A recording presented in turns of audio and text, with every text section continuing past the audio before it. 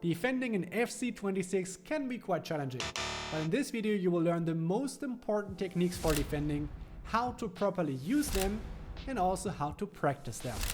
I'm Benjamin from The Guide, and in this video you will learn how to defend in FC26. Defending starts with one question. Which player do I use for defending?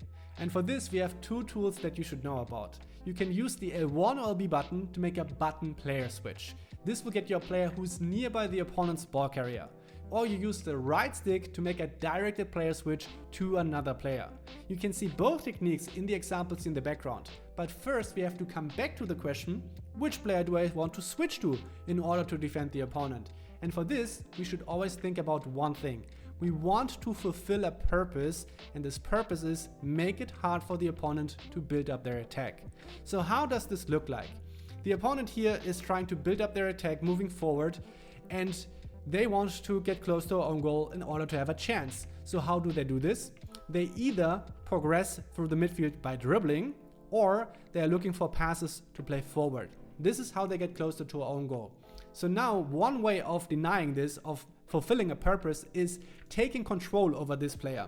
So you take a player who's nearby and limit their options. And you do this by, first of all, getting in front of them, make sure that they cannot just dribble forward or just get around you. So our target is here to be in front of them, be an obstacle, limit their options, and also make them afraid of losing the ball. So they understand, hey, I cannot continue here, I have to find another solution. This is already how we can do something useful in the defense. So controlling a player who's nearby. So when the opponent here is progressing forward and now is playing this pass, and I'm thinking about exactly this, right now there's the chance that the opponent is breaking through here on the wing. So if you think about which player you want to control, one player here is to get this, or like one way is to get this player involved and drawing them back in order to make it hard for the opponent to get through here on the wing. This will stabilize our defense quite a lot. So before now I switch to this player, pay attention to this indicator. This is showing us when we use the button player switch, which player we will get. So this is really helpful, and since we want to get control over a player who is close to the player here controlling the ball, who's carrying the ball, we can use the button player switch. So like this is the main purpose of using the button player switch, getting control over a player who's close to the opponent controlling the ball. So we use the button player switch and we are successful. The opponent cannot continue on the wing anymore, they have to turn around. And now, one way, you can see right now they don't want to break through here on the wing anymore, but they're turning to the inside. And very often now the opponent will be looking forward to passes like this, in this direction. This is where they want to play to, or potentially here, and then potentially in this direction. So if you think about which player to control, I think it makes sense to talk about this player to maintain the control over this area. And that's why I switched to this player. Here, this is stabilized right now. That's why I want to stabilize this area, and we used a right stick player switch. I will talk about this later, how to do this. But this is the idea. We think about what the opponent wants to do and switch to a player where the opponent will play to. And then at the end, you see the opponent will do a last attempt of breaking through here on the wing. So that's why we use then another player switch, because the opponent showed us, hey, I'm not playing in this direction. Instead, I want to just dribble around and go one more time here on the wing. That's why we do another player switch, because we want to do something useful. We want to control a player who can do something about this. And that's why we want to switch to this player. One more time, we use the button player switch to get back here into this action. And at the end, deny the opponent of getting through their attack, and we win the ball. So we were successful. Very simple. So now I want to talk about the situations where we use the button player switches. And very often when the opponent has the chance to progress with vertical passes, so like when they play passes through the midfield forward, the button player switch helps us to reset, to get back into the action. So when the opponent is playing forward like this, don't stay long with this player, but we can just press the L1 or LB button one time, and bang, you can see we get a player who's close by the opponent. So we can always use the button player switches to get close to the current opponent who's controlling the ball. So then the opponent plays the next pass, and as you can see now, this player is a little bit far off, this player is close by, you can see the indicator, now we can always use the button player switch to get control over a player who has a chance of containing the opponent. So then the opponent plays another pass. So since this is the center back, we don't want to draw them out too far. We use this player here, do another button player switch. So you can see we can always use the button player switches to take control over a player who then has a chance of containing the opponent, controlling the ball. And then the last one, the opponent one more time played a vertical pass. So like real forward, and this is always a good option or like a situation to also use then here the L1 LB button player switch to then have a player. And you can see we never lost control over the situation by just constantly going with the button player switches. So that's one way of using the button player switches. So now comes there's a limitation to the button player switches, because here the opponent is now cutting to the inside, and you can see right now the options are limited between those two players here. If I press the button and I pressed it several times, I was just switching between those two. But the opponent is going like here, and you will see, well, this player is in a much better position to defend this, because here I can just run straight into the direction where the opponent is currently moving to. So there is the advantage of a right stick player switch, because now here I don't have a chance to switch to this player, but by flicking the right stick in this direction, and that's the crucial part, we flick the right stick from the player that we currently have in the direction where we want to switch to, something like this. And then you see we can switch directly targeted to this player.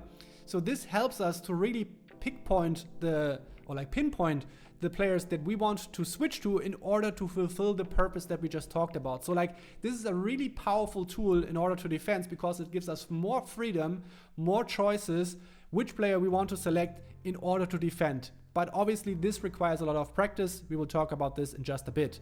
But you can see now with this targeted player switch, we have a player who can really contain the opponent and win the ball. And here's another last example about how this can look like, how powerful the right stick player switches can be. Because if you look at this, there's one big opening for the opponent to play this pass. And this is the real power of the right stick player switch when we want to defend the next action. So like this is something that you should always also think about. The button player switch gets us close by to a player who's currently controlling the ball, and the right stick player switch allows us especially to switch to a player where like the opponent will play to. So here it's the pass up forward, and that's why here you can see we use the right stick player switch. We switched like this in this direction, flicking it just like this. So we switch in this direction, we end up with this player here, and now we can prevent this kind of pass of happening. So these are the ideas of how we like which player we want to control and what kind of different ways we have to switch to player. Now I want to show you how to practice those aspects. For the exercises, we're using the skill games quite a lot because it allows us to repeat those specific things that we want to practice. And for the player switching, we're using switch and defend, which you find in the defending category. And we can use this to not only practice button player switches, but also getting used to right stick player switches. And here the objective is that we have to cover off different areas, and the opponent wants to break through with different attackers. So our objective is to switch to the player who can cover the right area. And for this, at the beginning, we are using button player switches. So just L1 or LB. Here the opponent wants to go to the top side, so we did one button switch, and then we have the right player selected. Here I do one button switch, I do another one. Now I'm in a position to defend the opponent and win the ball. So always switch to the player where the opponent is moving to, and then we can win the ball. If you don't switch or like switch away like this, and then you cannot defend the opponent. So like we want to make sure that we use the button player switches to be in charge of the right area. And sometimes we have to switch twice, and we just also have to pay attention to which direction the opponent is moving to, because they will also move a bit sideways sometimes. So this is how we can then win the ball. If you already feel comfortable with the button player switches and you want to take the next step, you start using the right stick player switches. And for this, now we use these exercises to get used to using the right stick to player switches. This is a great exercise to do this. And here we want to pay attention to like precise movement, because this is what a right stick player switching is all about. So really pay attention to going in the right direction. And it's also great to start thinking about this in the right way. So we're going to restart this, and now instead of using instead of using button player switches, I'm just using the right stick to do the player switches. So when I here now on the top side and I want to switch to the lower side, I do it one time, and like here in that case I did it twice in order to recover. So here to the top now, back to the lower side in order to get the right defender. Right now it's really challenging how fast it's going, and that's the cool part about this challenge. Just using right stick player switching. So you have to be able to react really fast to the different situations, and you cannot see that I'm using the right stick, but I'm doing it here in those moments.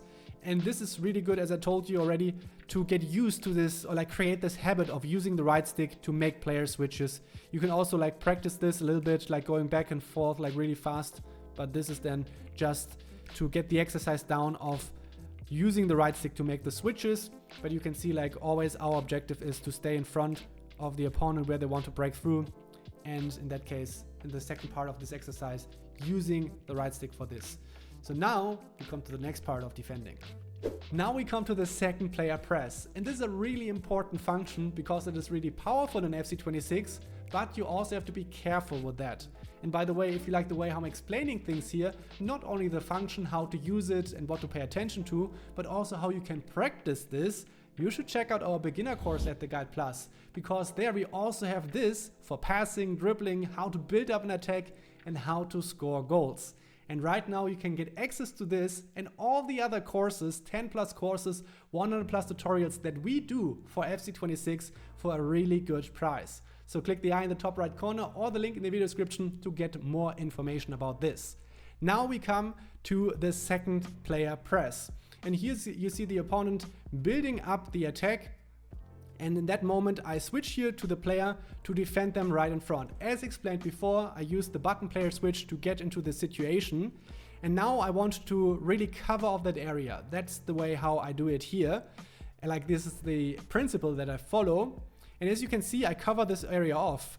And if you go back here just a moment, now you see like there's no one really, like there is a defender close by or like a teammate, but they don't do anything directed to them. And these are the moments when you're not directly defending the player who's carrying the ball, controlling the ball, but somewhere here, like as a backup, or you're covering off an area, you can use the second player press, and you do it by pressing and holding the R1 or RB button. Then you see this gets activated, the indicator turns green, and you get some additional pressure from your teammate towards this player while I'm covering off this area. So make sure that the opponent cannot play easy passes up forward, for example. So we have a lot of pressure on the opponent who's controlling the ball, while I make sure that there are no options in front of them to make it easy, for example. So like this is how one way how you can use the second player press.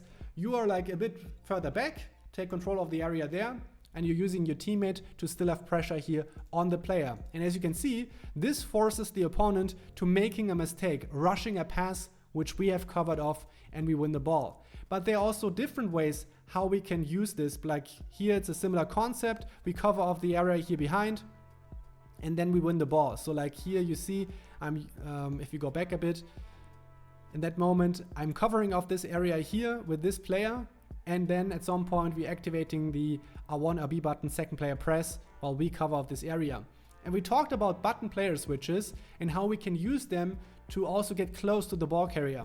As soon as they, for example, have to reorientate themselves and turn into a dribbling, and I think I just missed it, we can use here the button player switch with the L1 LB button to switch to this player, get close, and then win the ball here in this moment when the opponent was under this kind of pressure.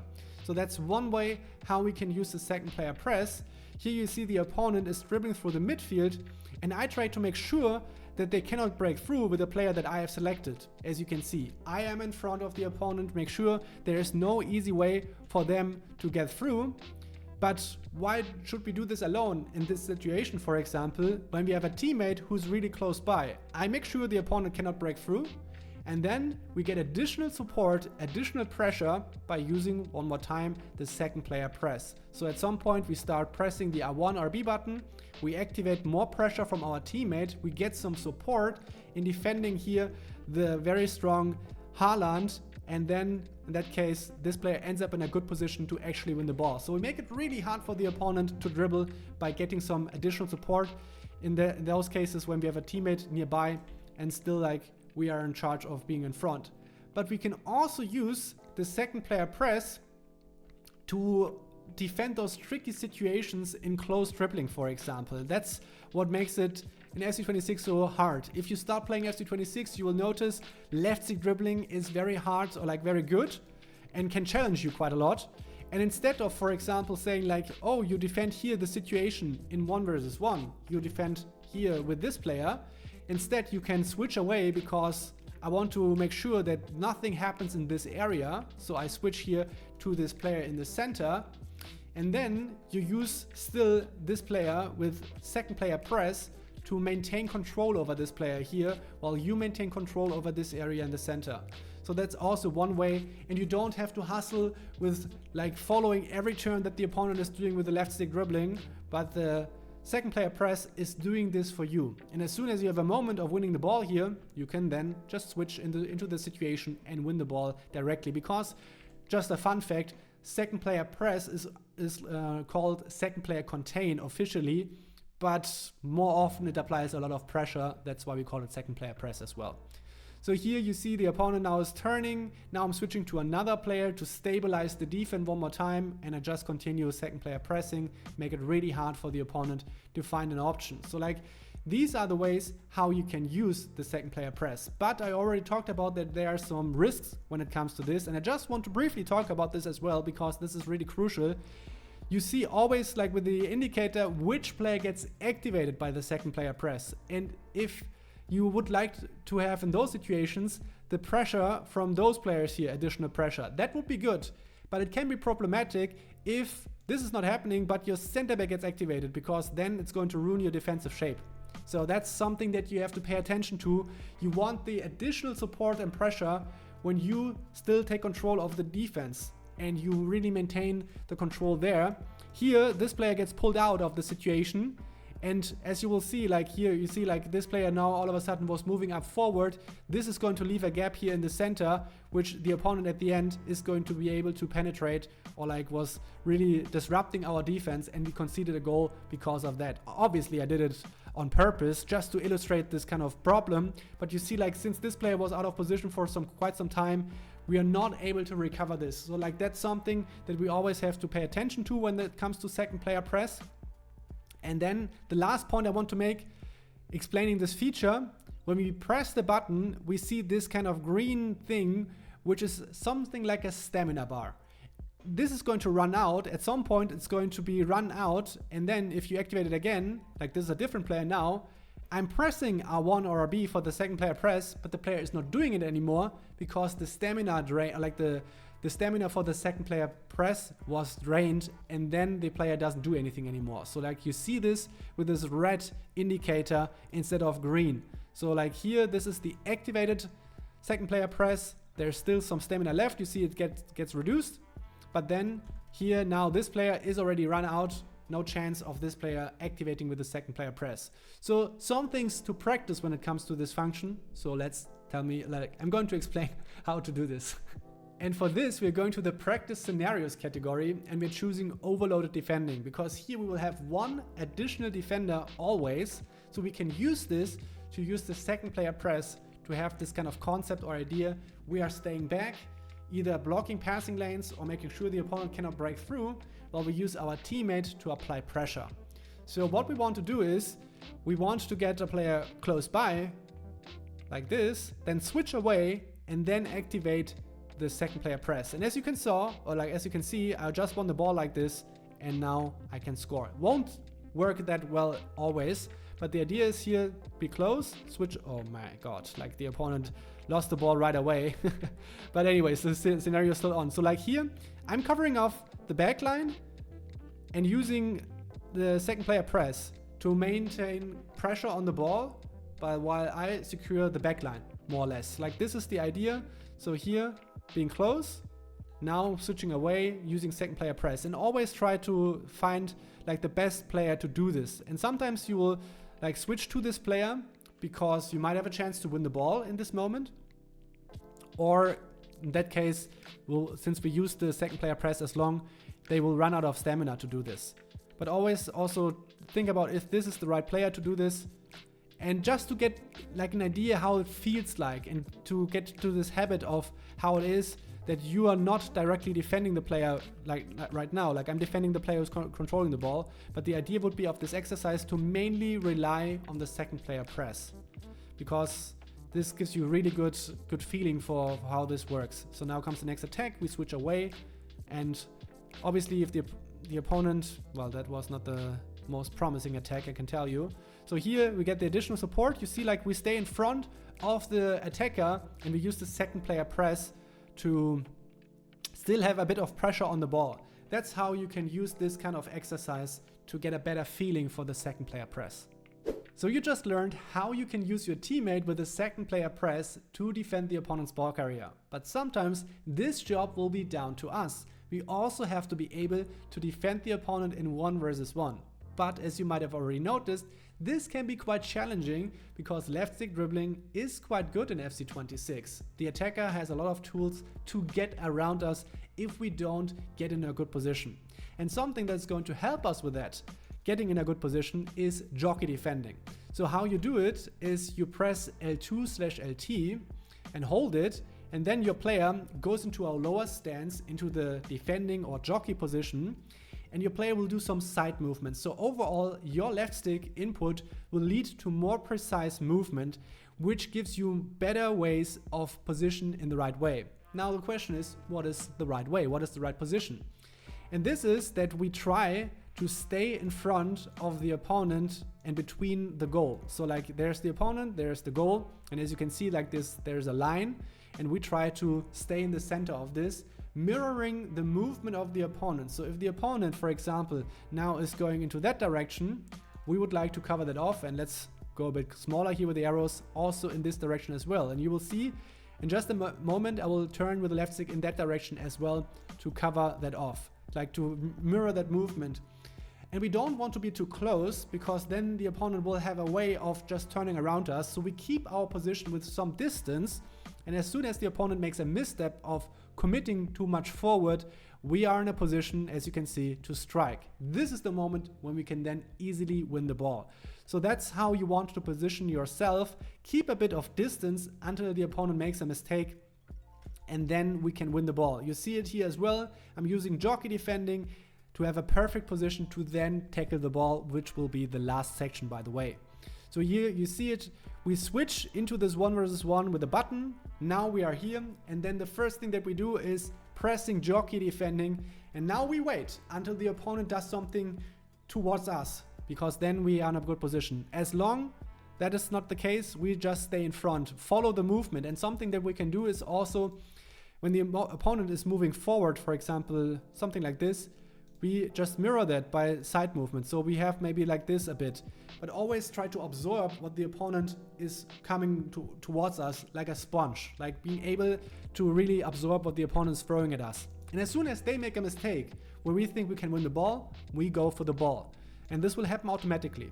So like in a way, you see, like I'm just mirroring the movement, the opponent is going to the side, I'm just following this. Now the opponent does another direction change. Now the ball is open, we are in a really good position, and therefore we can win the ball. This is what we'll talk about at the end of this video. So that's the idea of how we use Jockey Defending. And here you see in this example, I'm just going to show it very slowly. You see how I'm overshooting without Jockey Defending, and then for the interception, I'm using Jockey Defending one more time. So you see it first here, I'm approaching the opponent without Jockey Defending, and as you can see, it happens so fast, bang, I missed the opponent, don't have a chance of winning the ball anymore. So that's the disadvantage, or like the problem, if you don't use Jockey Defending. And now for intercepting, that's also great, because here we can follow a similar principle when it comes to playing passes. Like, let's go back a bit.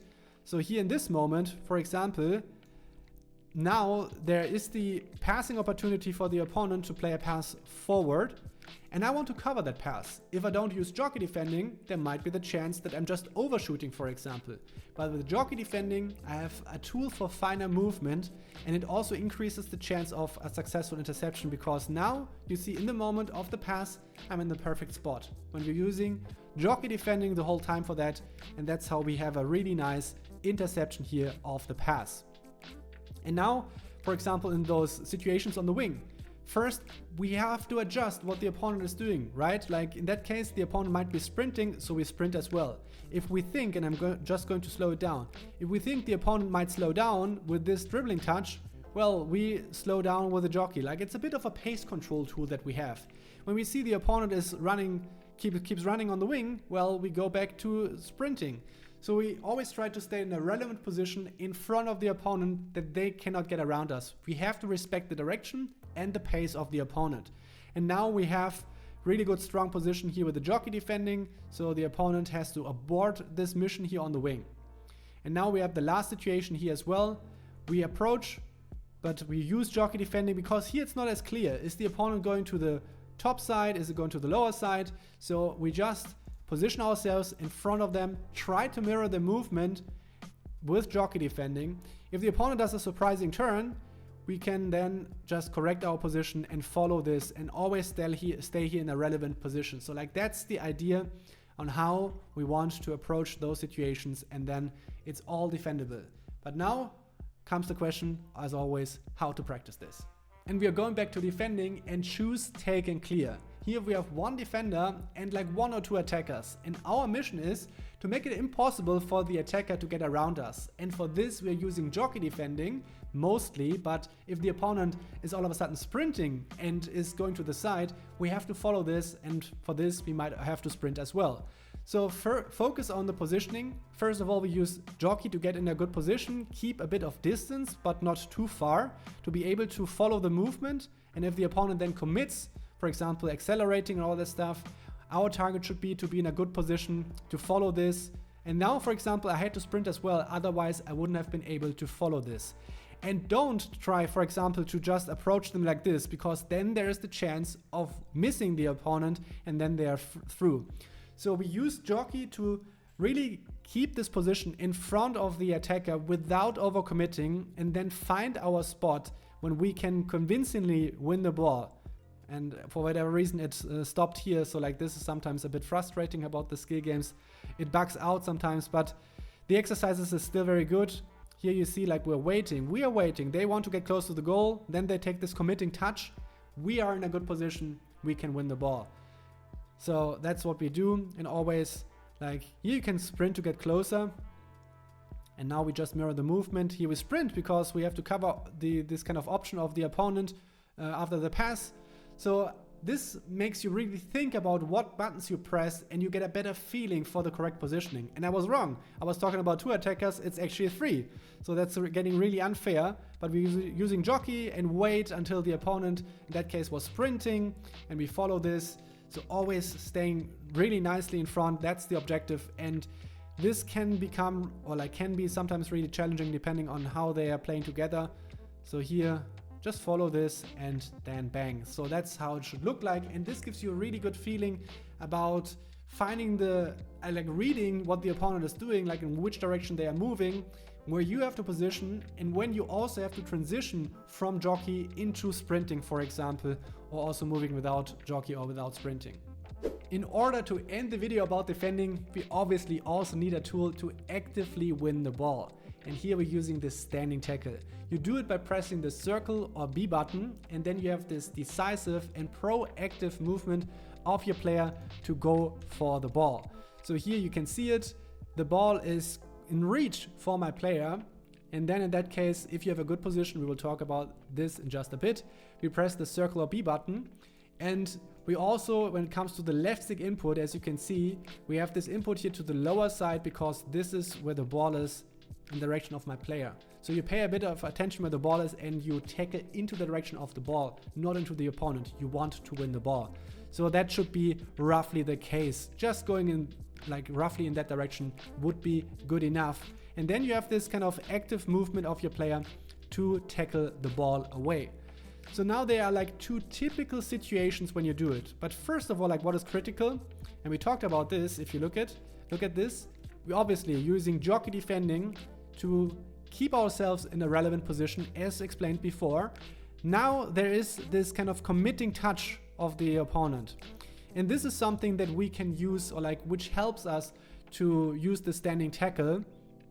We wait in this position until the opponent takes this touch here where they commit the ball in a direction. As you can see, before they had the really tight ball control, now they took this touch, and as you can see, the ball is further away from their feet, and this is basically an opening, an invitation for us to move into the ball, because now before they have the next ball contact, I can actually tackle the ball away.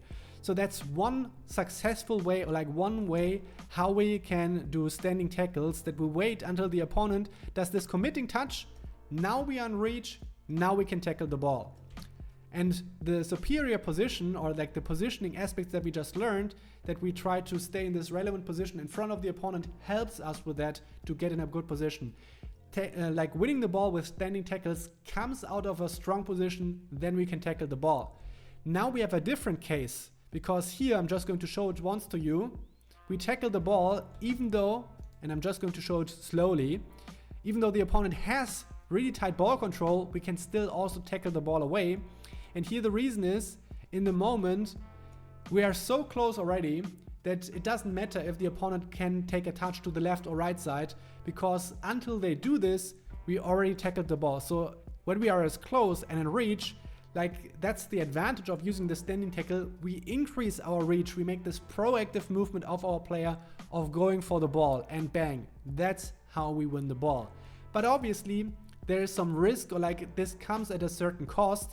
And this is what I just briefly want to show here, that we have to be careful if we tackle here in the wrong direction. And that's what I meant. We don't have a good position here. We are anticipating into the wrong direction. And then if you tackle like this, with left stick input in the wrong direction, with your player facing in the wrong direction while the opponent is going to the lower side, bang. You have this movement here, which goes into the open space, and your player will be out of the game for like half a second. As you will see, they do this movement here, and then you see like it takes them some time until they can actually recover and move back.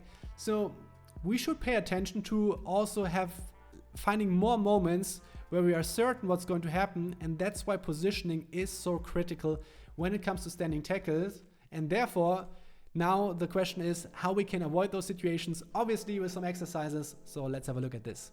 Ring of tackles. Isn't this a promising name for an exercise where you want to practice standing tackles? I think so. In that case, by the way, they actually want us to use sliding tackles, as you can see here, but this doesn't mean that we have to use it. We can use the exercise as we want, and here we focus on the standing tackles with a circle or B. So first we focus on our position with Jockey Defending, and then go for the tackle by pressing circle or B for the standing tackle. So positioning first, we approach the opponent, don't rush this. So for example, here my positioning was not good enough, so I didn't tackle, and then we can tackle the ball. If you approach the opponent cluelessly or like not so good, you're going to miss him. So we have to focus on our positioning first, Jockey Defending, and then we can go for the ball to convincingly win this. Otherwise, if you just move in, there might be a chance so here that you're not in a position to tackle successfully. You can also try to practice not only just coming from the front like this, but you can also practice to come from the side. In that case, it didn't work because it's a stronger or like a weaker position, but here this can also work as well. So try to make a plan how you want to win the ball, and then if you're not good with the position, so I think this is what you realize quite nicely with this exercise, and you get also a lot of reps in about this positioning first and then the tackle. And here you have to find the right player to do it, so we cannot cheese it around in a way. But here, positioning first, create your distance, wait for the opponent to commit, and then also the left stick input is critical, which I just didn't do it. So really fine position or like really fine input is required in order to win the ball, as always with a standing tackle, and you have a lot of really nice reps, so it's a really nice exercise. And sometimes, I think in that case, it's actually more precision required in contrast to how it would be in the game. So that's why I think it's a really good exercise, and you can obviously speed it up a bit, but a really good way of practicing, getting some reps in for your standing tackles. But first, obviously, focus on positioning. Standing tackles are nice, but if you're interested in learning how to use your body like this to win the ball, you should click on the video in the center of your screen right now, because there we explain how to use the physical pressure to win the ball. So that's it for this video. Thanks for your attention. Keep a clean sheet. I'm out.